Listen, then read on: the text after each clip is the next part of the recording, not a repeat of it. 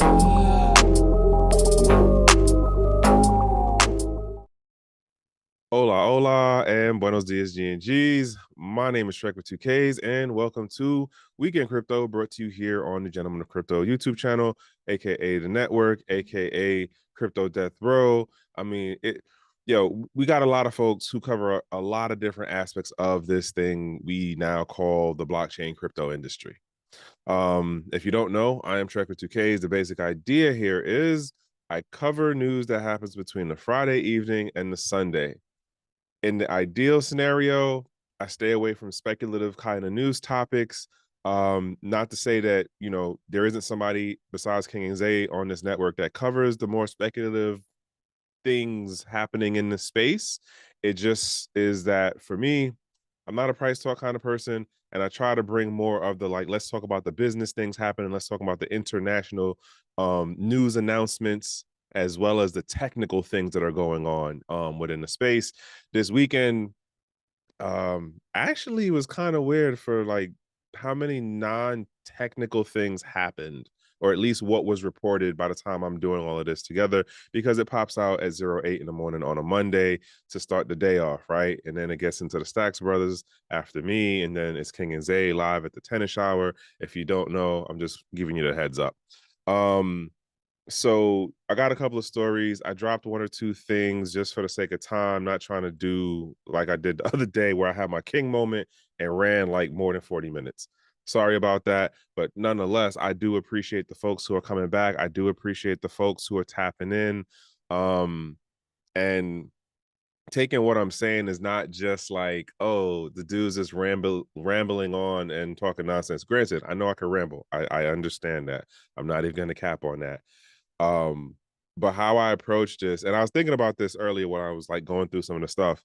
Um, I want to start framing things in the context of event. And I'm stealing this idea from somebody else that I follow in the more geopolitical economic realm, where they talk about things being more event driven, published news, where it's like when certain things become public, you take them as, or you when you collect enough of them and then cross-reference those data points together with other things, you look at it and go, okay, this event happened. What could be a possible outcome, or is this the indicator of a starting trend? Is this the confirmation of a pattern of things that have been happening in a particular industry or sector or in a part of the world?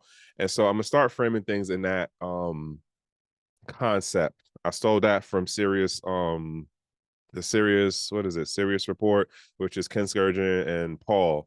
So just giving those folks credit, because like I've been listening to Paul over the years, and there's a number of things that I see playing out in other areas that are kind of crossing over here into the blockchain crypto space stuff. And so that's where I'm going with that. But anywho, thank y'all for tapping in. Thank y'all for coming back.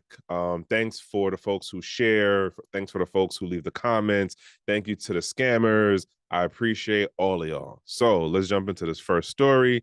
And this first story is CryptoLink Cross River Bank receives FDIC order. Now, when I first read this, I wasn't sure what was going on, because in the way that this article writes it, why is this doing this? It's not all right. I don't know why I was floating. Sorry. It was annoying me. So the way this article covers it is basically, hey, the FDIC suggested in the filing that Cross River Bank engaged in unsafe and unsound banking practices related to fair lending laws and regulations. Later on in this article, it basically has somebody from the bank saying it was relating to what was going on in 2022, and then sideways it's somehow being connected to the crypto thing.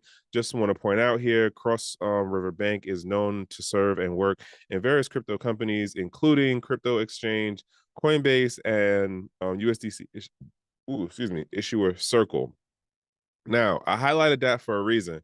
I said this a while ago that I think the Biden executive order in relation to crypto was more of the dog whistle for the different agencies, departments, and organizations within the federal government, as well as at the state, county, city level, to start doing what they can to claim their legal lanes. I don't know exactly what or how this will play out. Like, are they going to end up, having to pay a super crazy ass fine? Are they going to end up having to up their compliance stuff? More than likely, it's going to be up in their compliance stuff right there.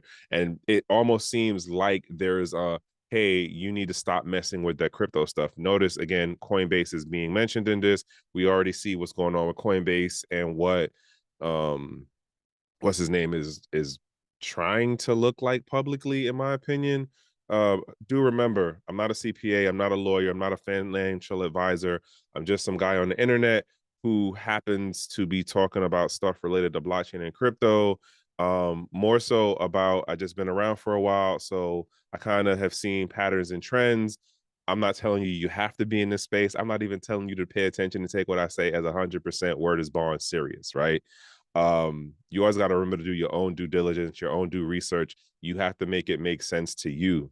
Don't say it made sense to you just because I said it, right? Because trust me, like, I'm not out here balling. I'm not out here saying that Bitcoin is going to be the end all be all and solve all social ailments and government issues. Not at all. I promise you, I don't think that at all. But nonetheless, like, in relation to this story, I don't know why, but it kind of clicks in my head where it's like Operation Choke Point. Some folks in the government are saying it's not a thing. Other folks are saying it is a thing. I still think the Biden executive order was a dog whistle. And so I wonder if the FDIC will be another tool, because it is a department within the government, will be another tool utilized in order to go after the banking infrastructure that is more friendly to crypto blockchain related businesses within the US. I'm kind of wondering if this is an indicator.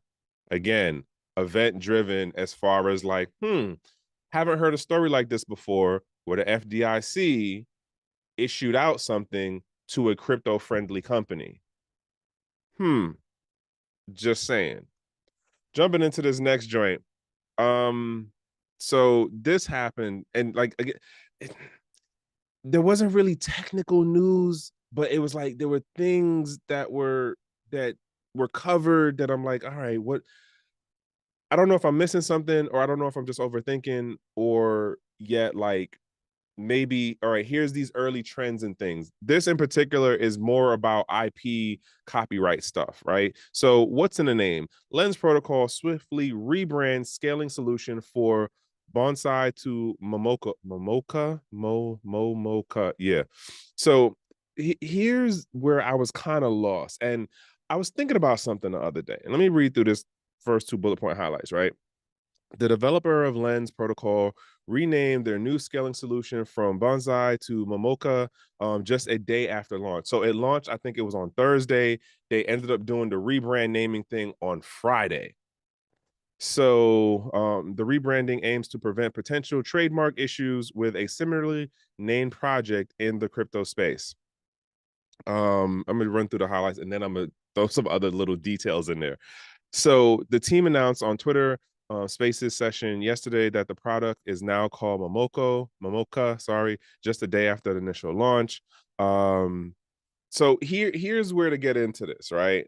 Was there anything else? No, it was all right. So there's a company named Risk Zero, a blockchain research and development firm, owns the Bonsai trademark, sorry. At the ETH Denver event earlier this year, Risk Zero announced Bonsai with a zero knowledge base protocol lending developed to enhance the sorry protocol being developed to enhance the computational capacity of blockchains, period. Okay, so let me put two things together here. Lens Protocol is trying to say, hey, we want to do this thing where we decentralize social media. And there we go. All right. Sorry, my computer's acting funky today. All right, cool. Great thing. Here's what gets me. You guys have been around for probably a year and change. You're telling me for the amount of money that y'all got in that organization, the lawyers didn't go through after the engineers and the devs and the founder and the creative people said, oh, like, let's go with this name. No one searched it before this. Now, about this company called Risk Zero, the way that I read this article was Lens Protocol launched their thing. Their devs and their lead people may have had some idea about the other company. Here's why I say this, because if you go digging, you'll see that they probably were both at ETH Denver this year. There's a whole 10-minute blog write out for Risk Zero about what they were doing at ETH Denver, where they were, the workshops, the booth, the whole shebang. So it's like you guys are both at the same event because Protocol Labs was also there. They're all in the the EVM ecosystem thing. This is the whole thing about zero knowledge proof, which I'm not gonna lie, I'm starting to have a number of questions. There's another story in this that kind of has me going, what's going on? So the short of it is this: both of these companies started around the same time. I honestly think that the reason why they did the switch up, and it's in part because Risk Zero probably has a substantial bank behind it, and not a financial institution, but I'm saying like they aren't just um two engineers who were friends who used to work at a company and then like decided to do this thing on the part-time. Like there's legal money behind them, is what my thought process is. And so since they both started around at the same time, because if you look at both of their Twitters, and this is the extra tidbit part of it, it says 2022. It doesn't mean that the accounts weren't there before 2022. I didn't dig that deep. But the point being is, if they did get into a legal thing and it was like, well, our account has been here since blah, blah, blah. And it's like, yeah, but like, when did you do the trademark? Or like, when did you go public with what you guys are doing? They're in the same time window. Ironically enough, though, Risk Zero doesn't really, they're not really social. They're not really social compared to Protocol Lens. Sorry, Lens Protocol. But I think they have money behind them, which is why they did the about face. Now, am I saying this is a bad thing for Lens Protocol? No, I'm not saying that at all. This could be a good thing, a better branding message strategy, blah, blah, blah, blah, blah. With the Risk Zero thing, they're also a ZK EVM setup. They're about the whole zero knowledge proof thing too. So like that whole like having two companies compete over a name when they're kind of moving in, they're in the same ecosystem, but they're kind of moving at different parts of this thing. The point being is, what gets me about what's going on in the space right now is there's this thing of like, we want to follow X amount of traditional rules, laws, regulations, and policies in certain scenarios. Case in point, I said it the other day, I was at an event with Reggie, and when the whole thing of IP was brought up, nobody wanted to talk about IP infringement. But in this situation, they jumped back in a 48-hour cycle spin, whatever, for a trademark potential infringement. Just think about that. And if you see what's going on with Coinbase, I got another story going on that I'm gonna get into with Kraken. I look at this space and I'm like, like, what's going on? We cool with the policies and traditional laws in these situations, but we not in other situations. That's my point. I'm gonna jump into the next story because I feel like I could get into a ramble on that one too easy. I don't want to have a king moment today. Jumping into this next one, MasterCard launches Web3 user verification solution to curb bad actors. When I read this story, I had to like scratch my head and go, wait. Like, we can't really be this I don't know if to say blind. I don't know. Like, I'm not even calling this a clap or like a net positive for the space. Let me go through the highlights so I can like get into the why. I'm just wowed. MasterCard's new solution revolves around providing secure transactions between users verified according to standards set by the company. Remember that line, standards set by the company. The solution announced on April 29th is dubbed a MasterCard crypto credential. Mind you, there's no crypto on the side of what they're doing. There's no cryptography, or at least how it's explained in this article, right? Again, if you don't know, I leave the links for these articles in the description on this. Also, we don't delete comments. We do keep receipts though. So if you got something to clap on about this, please do remember, we keep receipts. We will go back to this comment like 5 years from now.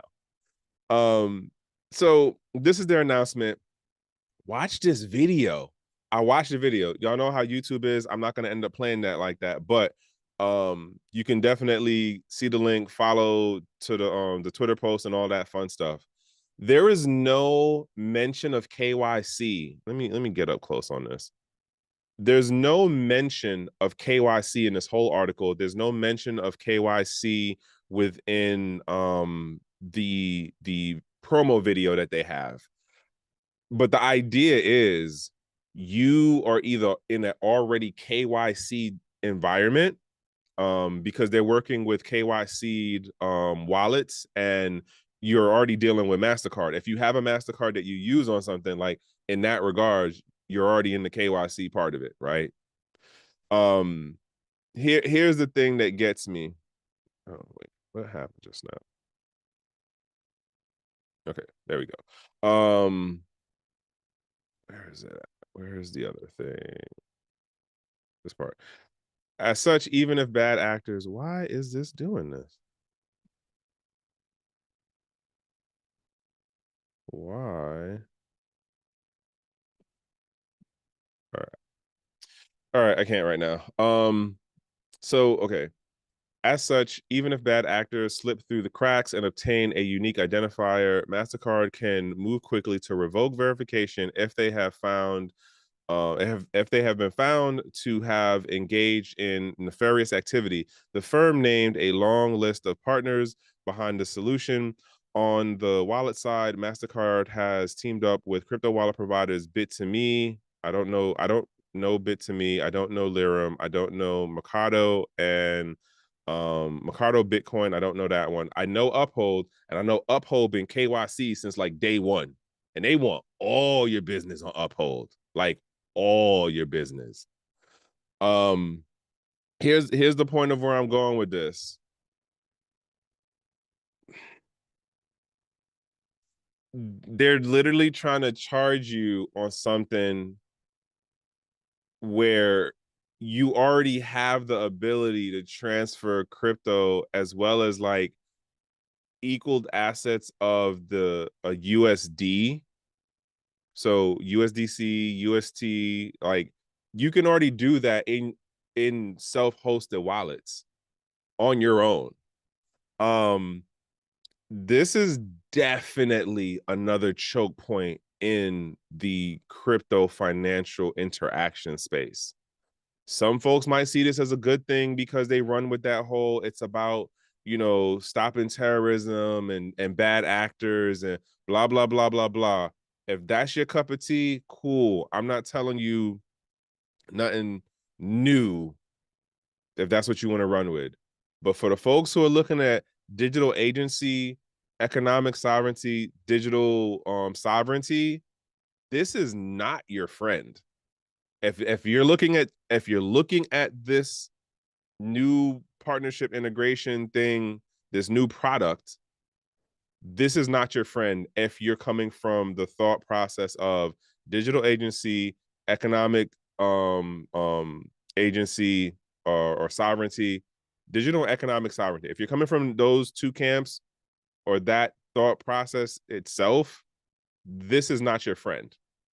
But again, we here in the States, we know how people have short-term memories, and everyone is just gonna like, not everyone, but I'm not telling y'all what to do. I'm just throwing this out there for the folks who might not be um the biggest fans of following how the traditional system has been working. Just saying. Jumping into this next one. All right. So this story, um, so Dave Ripple takes over as Kraken CEO, set on next phase of growth and expansion. Outgoing CEO Jesse Powell assumes new role as chairman of the board in Kraken's new era. So, um, hmm, uh, yeah, it was really like a short article and then just like two things that kind of stuck out to me. One, Ripple Dave has always been there since like 2016. He wasn't the initial guy in the company per se, but the company that he had, which was a back-end payment service, which is what this highlight particularly gets into. So Ripley held Kraken COO position for almost 7 years, from 2016 before the appointment. Previously, he was co-founder.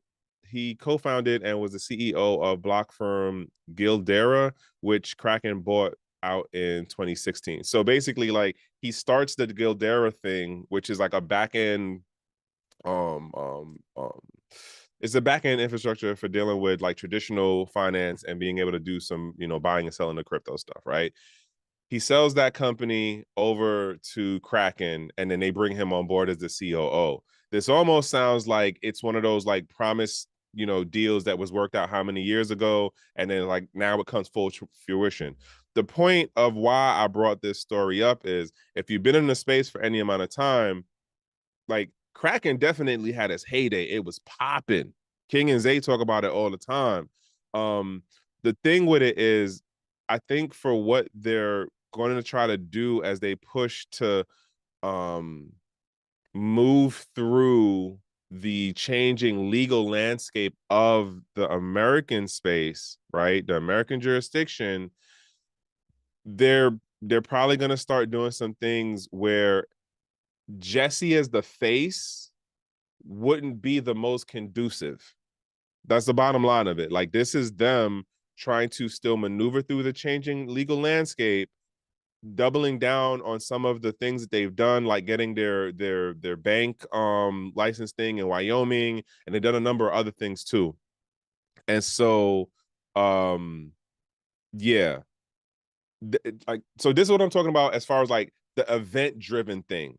This is an event because now this move, and um I never really heard anything about Dave as whether he was outspoken or a big proponent of like economic sovereignty and digital agency and none of that stuff. But Jesse, on the other hand, like he been talking stuff from pretty much day one, right? And so again, I'm looking at it going, this shift in the leadership arguably is an event that says there's something else happening on the bigger horizon for the company, as well as how they're trying to maneuver through this landscape going forward. That's just how I'm looking at it, though. That's what I'm taking. Doesn't mean you got to agree with me. Doesn't mean I 100% am I'm right in what I'm saying. It's just I'm looking at this going, this counts as an event. I don't know exactly how it's going to play out, but Kraken is seemingly looking to stay relevant going forward in the American um marketplace as far as this blockchain crypto thing and being a centralized exchange. Oh, I want to jump on one other thing about this MasterCard story before I jump into that Polygon thing. Here's the funny part about this. What they said about like the bad actors, and if like you're able to get the MasterCard crypto credential thing, if you get that and then you do the bad actor stuff, whatever that ends up being, like you did a rug, you did a pump and dump, whatever, related to some crypto thing platform for how you move. Like by the time they figure out what happens, 8 times out of 10, because we do know that there have been some really silly people as like hackers in this space. But 8 times out of 10, if they moved correctly, by the time MasterCard figured it out, they shouldn't be in their ecosystem to have them pause, freeze, or reverse the transaction of value. I'm just saying. But we'll see how that play out, right? Somebody gonna do something. Anywho, next story. Polygon forges major alliance where Matic is heading. So it's crazy, not crazy. It's understandable and doable, and I've seen it happen before in other times. When I initially saw this story, when I was scrolling through the arbitrage website that I use for the news stuff, this was titled something else. It was titled like Google Cloud Partnership Polygon or something along that line. But Google Cloud was in the title. By the time I opened it, this is what popped up. Like, and yeah, so I don't know what happened that they kind of like rephrased and reworded it, but initially Google Cloud was in the title. So as you see here, Polygon announced a strategic alliance with cloud computing platform Google Cloud in a bid to increase adoption of its core protocol.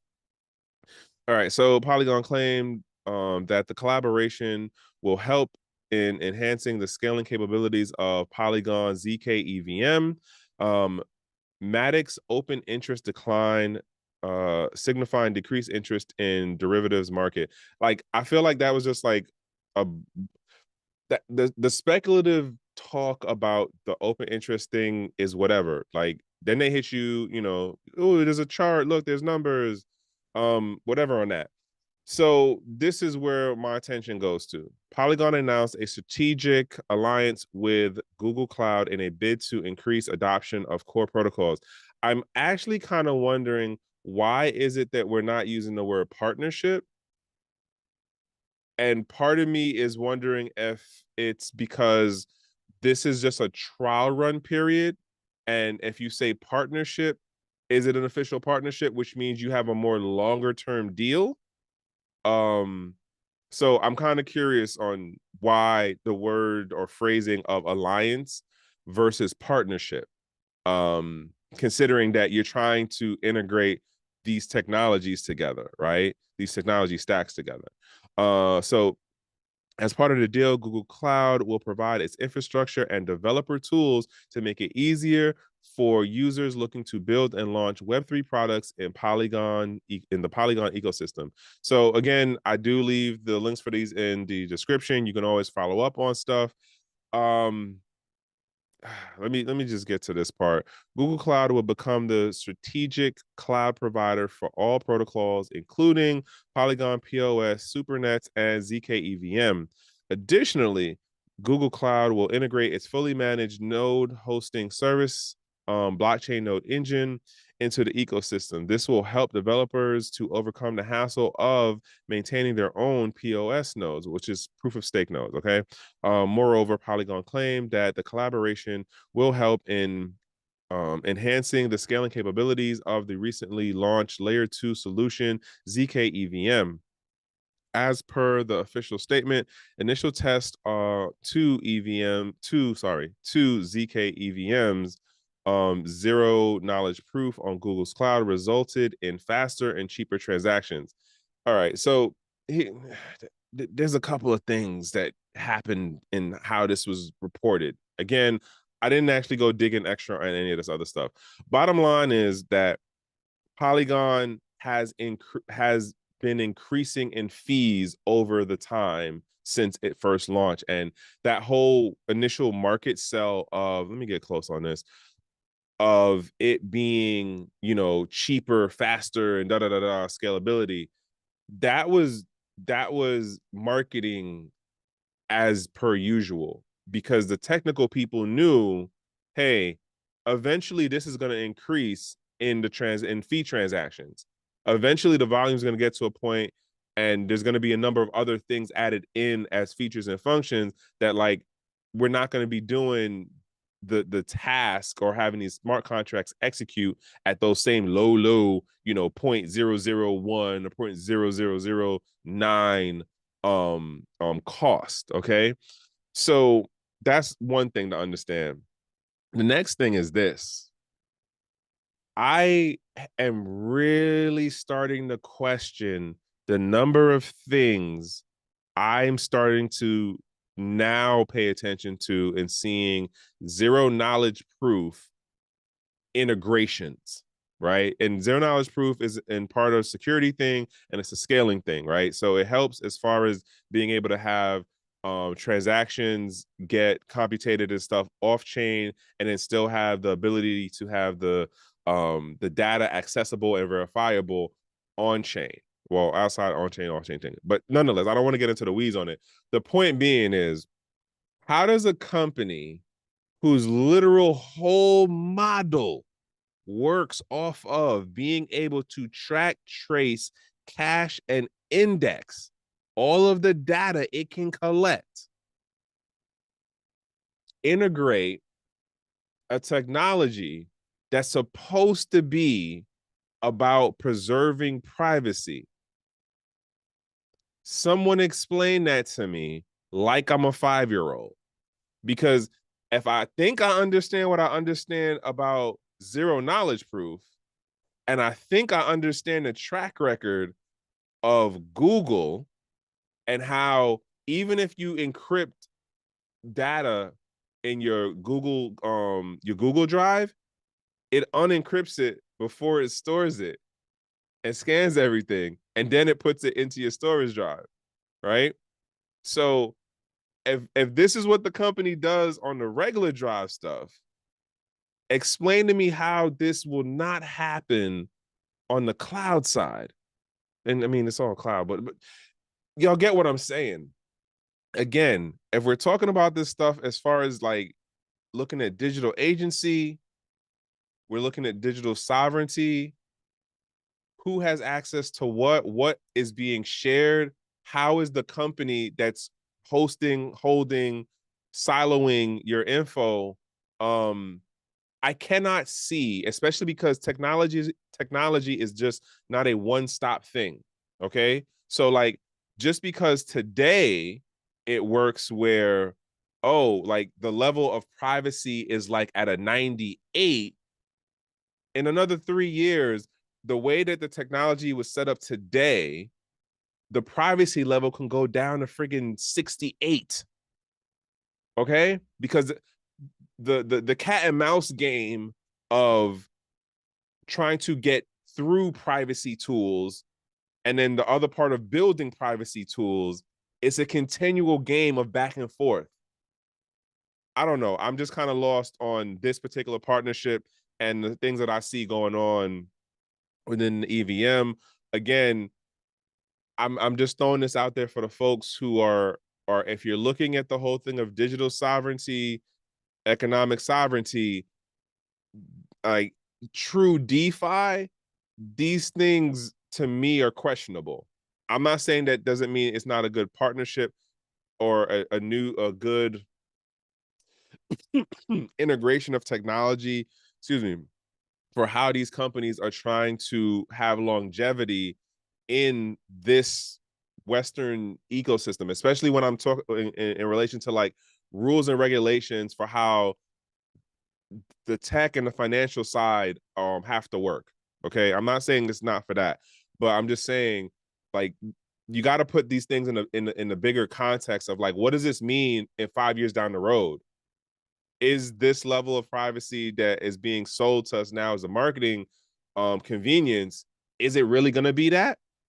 And again, if Google does what I understand them to do, I can't see how ZK being integrated into this is a good thing. That's just me.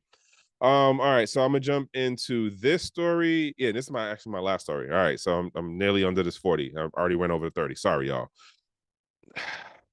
Again, I try to stay away from the price talk, but I try to put these news stories, these legal stories, these like business things in a different kind of context. And I'm putting it in the thing of like event. To me, that Polygon situation is an event, as are a number of the other things I said before. But jumping into this joint, this I'm I'm a all right. So let me get into this. All right. Bhutan is silently mining Bitcoin for years since BTC was 5,000. Keep that number in mind. Bhutan's largest and only government-owned holding company, Dirk Holding and Investment, has confirmed that it has been mining Bitcoin for several years as part of its diversified portfolio. I'm not even gonna, excuse me, get into the other stuff. The investment revelation came to light following the bankruptcy of crypto lender BlockFi and Celsius. So basically, when they had to put their internal documents public because they were going through the auditing stuff, it was like, oh, this company's named on here. Where is this DHI thing at? Here's a other thing to note. Most people have no idea where this is on a map. Okay. This is Bhutan. It is actually the kingdom of Bhutan, and it sits between Tibet and India. I'm just throwing that out there for a reason. Okay. Um, and it still holds its autonomy as the kingdom of Bhutan. Okay. Now, they got into mining. Remember, I said the number 5,000. I had to look just to make sure. There's a 2 points in where Bitcoin was at the 5,000 mark. You're at 2017, and then you're at 2019. They got in at one of these periods. The way this article is covered and the way that the other article that I had ran across covers it, this government or the people dealing with it, I think they're really smart on the end of like, we're not going to give out crazy details. Like, they don't tell you how many miners they're running, how big is the operation, how big is the facility, what province does it sit in. None of that is in the two different articles that I read. It's not covered there. There's no mention of how am I saying this? Yeah, they don't even say who's actually managing the facilities. Granted, the other article I came across is talking about them getting into a business deal with somebody off of NASDAQ. But they've already been running is the point, right? And I think I said this a while ago on here, or it might have been on CB's channel. Shout outs to Crypto Blood, by the way. The idea that what we see going on and playing out more as the decade furthers on, when it comes to countries going, all right, well, we got to start figuring out some other way to diversify between what's going on with the elephants, China, Russia, UK, the US, and like how they're doing their financial, proxy currency war stuff. And then we got to figure out what we're doing. Now, if you know anything about this region, the whole elevation thing, this is a great place, especially because their power consumption comes off of hydroelectric. So for all you green folks, guess what? It's hydroelectric. I would love to hear how someone will want to complain that they're using damn near 100% hydroelectric power and it's not green enough. I know y'all are out there. Anywho, let me get to this. There's a shift happening from the small kingdoms to the small second and third tier countries. It's not just a crypto thing. It's happening on different fronts of the geopolitical spectrum, right? There's a phrase going around, and it's been going around for a bit, as far as like there's a transition for the multipolar to for the unipolar into the multipolar world. And it's a geopolitical thing, as far as like it's not just going to get to be the US or like the West um getting to claim big dog on everything and like straight up bogarting folks. Now, I'm not saying that like the China situation is going to be the greatest thing since sliced bread and blah blah blah, but there's a shift happening. There's this open access to technologies that, like, we've said for years, it's open to everyone.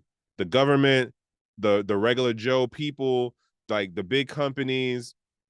The question is, like, how is it gonna work out that well, is this the question?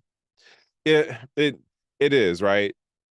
what are they going to do next? Again, I'm looking at this as an event thing. This came out. They didn't announce it themselves. Obviously, somebody read through the court transcripts for BlockFi and Celsius and was like, yo, who's this company? But again, if you was already in the know, this was already on your radar. Honestly, this was not on my radar. It is now. If a country, a kingdom of this size is doing something like this, how many of the other ones are going to start jumping in? Or how many other stories are going to come out about other places with smaller economies and smaller populations and smaller GDPs coming out like, oh yeah, we've been doing blah, blah, blah. Just saying. Might be an early indicator. We also have other indicators that, like I said, are showing these smaller players on the geopolitical spectrum, they're making moves. But anywho, I'm gonna leave it there because I'm running on time. Sorry about getting into certain things a little bit longer than I was beating the horse on certain things, but I do hope something I said got you to think, question, or like, a little bit of like, oh, you know what? Let me just keep that on my head, and you're gonna hear something like 3 months from now, a week or two from now, and be like, oh yeah, that actually connects to that. Just saying, I hope it does come off that way for you. But by no means am I a CPA, a financial advisor, or a lawyer. And so, just remember, do your due diligence. Like, if you don't do your due diligence, and I'm telling you, it's not as hard as you think, because somebody always watching. Somebody's always watching. It's just you got to get the sources together so you can cross-reference the stuff where it makes sense to you. All right. So if you don't know, this is the end of it all. Thank y'all for staying till the end. I do appreciate. And after me is the Stacks Brothers. Then it should be King and Zay on the live. Other thing to note is that Fridays I do Metaverses the Other Side with Homeboy 3D. We geek out about things related to metaverses and like the different types of technologies and like the different companies' products and just like our experience in messing around with stuff. And like right now, the AI convo for how things are moving around the metaverse stuff is crazy right now. So we talk about that in movies and TV shows and just like some ideas we have for like, things that you could potentially do, like pop up NFT markets. Let that shit sink in for a minute. If you don't get it, DM me. It's always open. Other than that, I'm gonna leave it there. I'm rambling longer than I need to. As I say, have a P over B day, which means have a productive over busy day. If it's not a productive day, at least be in a safe place, in a safe space, and in good company. As a human being, that is the best that I can wish for anyone who hears my voice right now. Other than that, y'all, one.